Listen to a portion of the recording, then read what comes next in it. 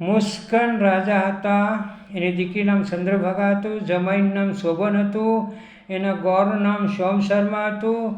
અને મંદ્રાસલ પર્વત અને વરુણદેવ આ બધાની વચ્ચે એક વાત કરું છું. આ હકીકત વાત છે કે આ રાજા જે હતા હંમેશા 11નો અપ્પા કરતા હતા. અને રમા એકાદશી આવી. આ રમા એકાદશી એને રામા અવતારમાં કરેલી. રમા એકાદશી આવી એટલે પછી એને અપ્પા કરીને એને એવો ઘોષણા કરી હતી કે ગામમાં કોઈને ખાવાને આખા ગામને નાનાથી મોટા સુધી બધાને અપ્પા કરવાનો હોય. ભેહુંને ગાયોને બી ખાવા નહીં દેવાનું. બીજી દિવસે પાણા છોડાવે. શોભનને આવી ચડ્યો એટલે શોભને એની પત્નીએ એમ કીધું કે મારા બાપનો આવો કડક નિયમ છે, તમે શું કરશો? તમે અહીંથી વયા જાઓ. તો કે એક કામ કરો, હું અશ્રદ્ધાથી પણ અપ્પા કરીશ, ગમે એમ કરીને દી કાઢી નાખીશ, બાકી મારા હરીની ઈચ્છા. એમ કરીને એને અપ્પા કર્યો.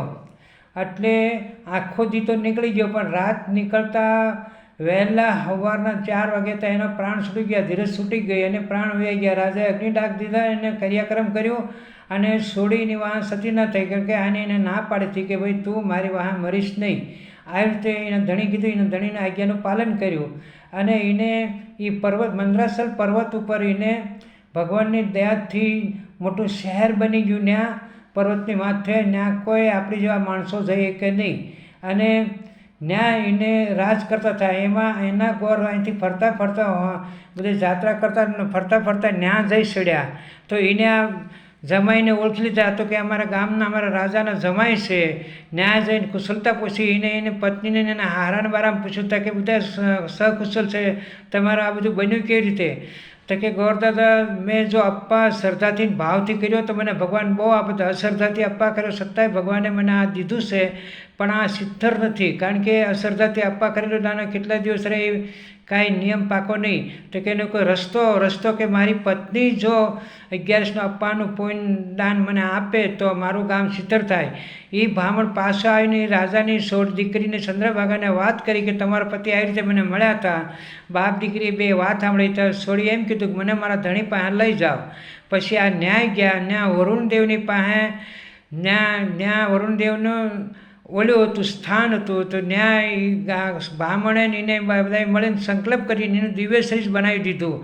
એના 11નું ભક્તિનું પુણ્ય બહુ હતું ને, એ 5 વર્ષની હતી તારીને અપ્પા કરતી હતી. એટલે એને દિવ્ય શરીર બનાવી પછી એના ધણીને ભેગી કરી. ગોરદાદા ગયા હારી. ગોરદાદા મહાન હતા એટલે બધે જ એકતા હતા. અને પછી એના ધણીને બધી વાત કરી. ધણી કે તમે મને 11નું પુણ્ય આપતા. કે અરે 11નું પુણ્ય નહીં, હું 5 વર્ષની તારને એકટાણા કરું છું, અપ્પા કરું છું 11ના.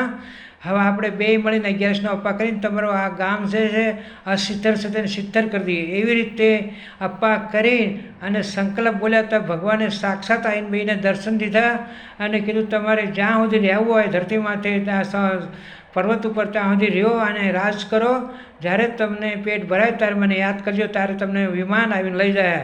જો ભગવાનની ભક્તિ કરવામાં અને શ્રદ્ધાથી ભાવપૂર્વક જો માણસ સત્યના માર્ગે હાલીને આવી રીતે કરે તો ભગવાન હું નથી દેતા, ભગવાન બધું આપે છે. પણ એના માટે સત્યનો માર્ગ પકડવો પડે અને હાસા તન મન ધનથી હાસા દિલથી ભક્તિ કરવી પડે, ત્યારે ભગવાન મળે છે. જય દ્વારકાધીશ.